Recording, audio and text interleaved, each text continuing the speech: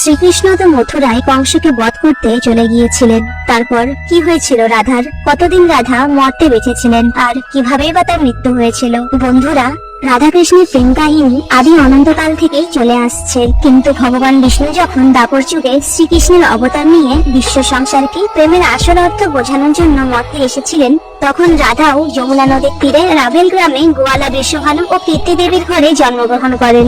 জন্মের পর থেকেই রাধা ও কৃষ্ণের প্রেম কাহিনী শুরু হয়ে যায়। কিন্তু ভাবুন তো, এমন কি ঘটনা ঘটেছিল যে রাধাকে কৃষ্ণের বিরহের সম্মুখীন হতে হয়েছিল, আর কৃষ্ণ তার প্রিয় বাঁশিকে কেনই বা ভেঙে দিয়েছিল? বলা হয় রাধা জন্ম থেকেই অন্ধ ছিল এবং স্বর্গ থেকে বরদান নিয়ে পৃথিবীতে এসেছিলেন। রাধার ইচ্ছে ছিল যখন শ্রীকৃষ্ণের প্রথম দৃষ্টি তার উপর পড়বে তখনই শ্রী রাধা জগৎ সংসারকে দেখবেন, তাছাড়া দেখবেনই না। তাহলে বুঝতে পারলেন তো শুরু থেকেই তারা দুজনে দুজনের প্রতি কতটা প্রেম নিয়ে জন্মেছিলেন। ছোটবেলা থেকেই শ্রীকৃষ্ণ তার লীলায় ও বাঁশির মধুর ধ্বনিতে রাধা সহ সমগ্র বৃন্দাবনবাসীর মন মুগ্ধ করেছিলেন। আর রাধা কৃষ্ণ তো 8 বছর বয়স থেকেই ভুলোকে প্রেমের আনন্দ নিতে শুরু করেন। শ্রীকৃষ্ণের জীবনে রাধা এবং বাঁশি দুটি অত্যধিক প্রিয় ছিল, যাদের মনের গভীরে স্থান দিয়েছিলেন শ্রীকৃষ্ণ। যখনই শ্রীকৃষ্ণ বাঁশি বাজাতেন, রাধা দৌড়ে তার কাছে চলে আসতেন আর দীর্ঘ সময় বাঁশির ধ্বনিতে মগ্ন থাকতেন, যা তাদের আন্তরিক প্রেমের বন্ধনকে আরো বাড়িয়ে তুলেছিল। যমুনা নদীর তীরে তারা ঘন্টার পর ঘন্টা সময় কাটাতেন, কিন্তু তাদের সুখের জীবন কয়েক বছরই সীমিত ছিল। যখন কৃষ্ণের মামা কংসের কাছে কৃষ্ণের বৃন্দাবনে থাকার খবর পৌঁছায়, তখন তৎক্ষণাৎ কংস মথুরায় যুদ্ধের জন্য কৃষ্ণকে নিমন্ত্রণ পাঠায়, যার জন্য কৃষ্ণকে তার যশোদা মা ও বৃন্দাবনবাসী সহ রাধাকে ছেড়ে যেতে হয়েছিল।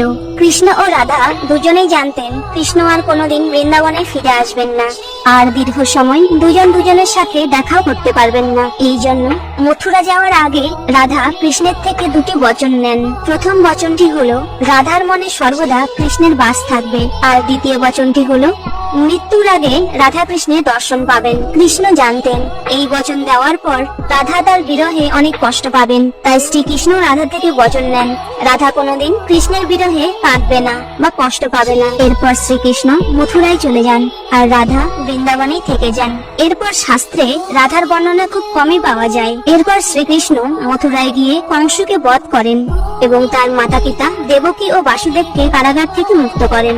এরপর শ্রীকৃষ্ণ প্রজাদের সুরক্ষার জন্য মথুরা থেকে চলে গিয়ে দ্বারকা নগরে নির্মাণ করেন। এরপর প্রজারা শ্রীকৃষ্ণকে দ্বারকাধীশ বলতেন। শ্রীকৃষ্ণ দ্বারকায় রুক্মিণী ও সত্যভামাকে বিয়ে করেন। এই দুই স্ত্রী ছাড়াও 16,108টি রানী ছিল, যার মধ্যে রুক্মিণী শ্রীকৃষ্ণের সবচেয়ে প্রিয় স্ত্রী ছিলেন। রুক্মিণী কেবলমাত্র শ্রীকৃষ্ণের ছবি দেখেই তাকে স্বামী রূপে হৃদয়ে সাজিয়ে রেখেছিলেন এবং পরিবারের বিরুদ্ধে গিয়ে শ্রীকৃষ্ণকে বিয়ে করে দ্বারকায় সুখের জীবন অতিবাহিত করেন। আমরা আজ সামাজিক বিবাহকে সত্যিকারের প্রেমের মাধ্যম মানি, কিন্তু রাধাকৃষ্ণ প্রেমের এমন দুই দৃষ্টান্ত যাদের কোনোদিন বিয়েই হয়নি, কেবলমাত্র তারা তাদের মন ও আত্মাকে প্রেম করেছে।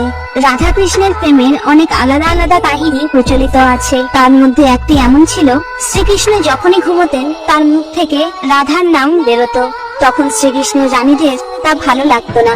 একদিন রুক্মিণী শ্রীকৃষ্ণকে বলেন, প্রভু, প্রেম তো আমরাও আপনাকে করি, তাহলে রাধার মধ্যে এমন কি আছে যে আপনি ঘুমন্ত অবস্থাতেও রাধাকে স্মরণ করেন? তখন শ্রীকৃষ্ণ রুক্মিণীকে বলেন, তুমি একবার রাধার সঙ্গে দেখা করে এসো, দিলেই বুঝতে পারবে, আর যাওয়ার সময় ওর জন্য কিছু নিয়ে যেও। এরপর রুক্মিণী রাধার জন্য অনেক গরম দুধ নিয়ে যান এবং রাধার মহলের দরজায় পৌঁছান। রুক্মিণী দরজায় একজন তেজস্বিনী রমণীকে দাঁড়িয়ে থাকতে দেখেন। তখন রুক্মিণী জিজ্ঞেস করেন, আপনি কি রাধা? রমণীটি উত্তর দেয়, না, আমি রাধা নই, আমি তার সেবিকা। রাধা রানীকে সপ্তম দরজার পরে পেয়ে যাবেন। রুক্মিণী প্রতিটি দরজায় একজন করে অপূর্ব তেজস্বী চেহারা দেখেন আর মনে মনে ভাবেন, যার দাসী এত সুন্দর, না জানি স্বয়ং শ্রী রাধা কত সুন্দর হবেন। এদিকে দীর্ঘদিন কৃষ্ণ নাম জপ করে রাধা আজ একটু নিদ্রায় গিয়েছিলেন। রুক্মিণী সপ্তম দরজার পরে সৃষ্টির সবচেয়ে সুন্দর নারী রাধাকে দেখেন ঘুমন্ত অবস্থায়। রুক্মিণী রাধার দাসীদের জানান শ্রীকৃষ্ণ তাকে রাধার সঙ্গে সাক্ষাতের জন্য পাঠিয়েছেন। শ্রীকৃষ্ণের নাম শুনতেই রাধা সঙ্গে সঙ্গে উঠে পড়েন এবং রুক্মিণীকে বলেন, আজ শ্রীকৃষ্ণের সাথে মনে মনে তার কথা হয়েছে। কৃষ্ণ আজ কাউকে তার সঙ্গে দেখা করতে পাঠাবেন। রুক্মিণী আশ্চর্য হয়ে যান। শুধুমাত্র শ্রীকৃষ্ণের নাম নিতেই এত গভীর ঘুম থেকে রাধা কি করে উঠে গেল? রাধা যখন জানতে পারে কৃষ্ণ তার জন্য কিছু পাঠিয়েছে, তা দেখা মাত্রই রাধা না জেনে পুরো গরম দুধ পান করে ফেলেন। এরপর রাধার সাথে আলাপ করার পর রাতে মহলে ফিরে এলে রুক্মিণী দেখেন শ্রীকৃষ্ণের পায়ে ফুসকা পড়ে গেছে। রুক্মিণী চিন্তিত হয়ে বলেন, প্রভু আপনি কোথায় গিয়েছিলেন? পায়ে এত ক্ষত হয়েছে। শ্রীকৃষ্ণ বলেন, রুক্মিণী তুমি ভুল করে রাধাকে গরম দুধ খেতে দিয়েছিলে, যা রাধা একেবারে পান করে ফেলেছিল। এর ফলে রাধার হৃদয়ে ফোসকা পড়েছে। আর রাধার হৃদয়ে সর্বদা আমার চরণ কমল থাকে, আর সেই জন্য আমার পায়েও ফোসকা পড়েছে।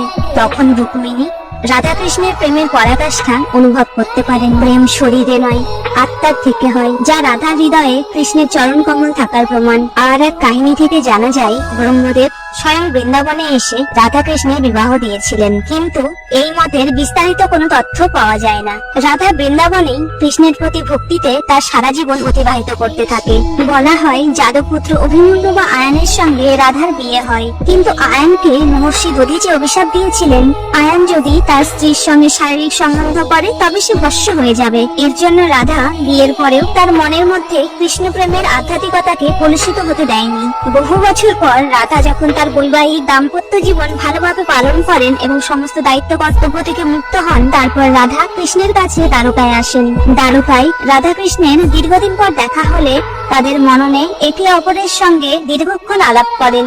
রাধা কৃষ্ণের মহলে দেবদাসী হয়ে থাকতে শুরু করেন। রাধা এখন ভাবেন তিনি কৃষ্ণের ভক্তি পূজার সাথে সাথে কৃষ্ণের সাথে কথা বলতে পারবেন, কিন্তু কৃষ্ণ তো এখন দ্বারকা সাম্রাজ্যের রাজা, রাজত্ব সামলানোর সাথে সাথে আরো অনেক কাজে ব্যস্ত থাকতেন। কিন্তু রাধা এখনো বৃন্দাবনে সেই কৃষ্ণকেই মনে মনে স্মরণ করতেন। কৃষ্ণের পুরোনো দিনের মতো সঙ্গ না পেয়ে রাধার মন আরো ব্যাকুল হয়ে যায় এবং রাধা ভয়ভীত হন কৃষ্ণের যে মনোহর ছবি রাধার মনে আছে সেটা যেন নষ্ট না হয়ে যায়। এই ভয়ে রাধা কাউকে কিছু না জানিয়ে চুপচাপ রাজভবন ও দ্বারকা নগরী ছেড়ে পাশের একটি গ্রামে বাস করতে থাকেন এবং পূর্বের ন্যায় পূর্ণ স্বাধীনতায় কৃষ্ণ নাম জপ করতে থাকেন। এইভাবে দীর্ঘ সময় কৃষ্ণ বিরহে কাটানোর পর রাধার মৃত্যুর সময় উপস্থিত হলে রাধা কৃষ্ণকে স্মরণ করেন।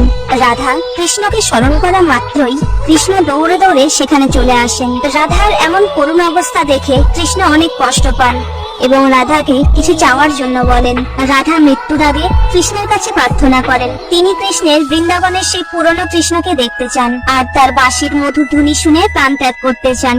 এরপর শ্রীকৃষ্ণ রাধার কথা মতো বাঁশির মধুর ধ্বনি শোনায় এবং দীর্ঘক্ষণ তাদের দুজনের চোখ থেকে অশ্রুধারা বইতে থাকে। বাঁশির মধুর ধ্বনি শুনতে শুনতে রাধা কৃষ্ণের কোলে শেষ নিঃশ্বাস ত্যাগ করেন। রাধার মৃত্যুতে শ্রীকৃষ্ণের মন ভেঙে পড়ে, তিনি তার প্রাণপ্রিয় বাঁশিটিও ভেঙে ফেলেন। রাধার মৃত্যুর পর শ্রীকৃষ্ণ তার প্রাণপ্রিয় বাঁশিটির থেকেও মুখ ফিরিয়ে নিয়েছিলেন। শ্রীকৃষ্ণের জীবনে অমূল্য রত্ন ছিল রাধা ও তার বাঁশি, তাই জীবনে আর কোনোদিন শ্রীকৃষ্ণ বাঁশি বাজাননি। রাধা কৃষ্ণের প্রেম তত্ত্বে বলা হয় যে তারা এক আত্মা দুই শরীর এবং রাধা কৃষ্ণের মধ্যেই বিলীন হয়ে যান। সৃষ্টির আদি থেকেই রাধা ও কৃষ্ণ এক ও অদ্বিতীয়।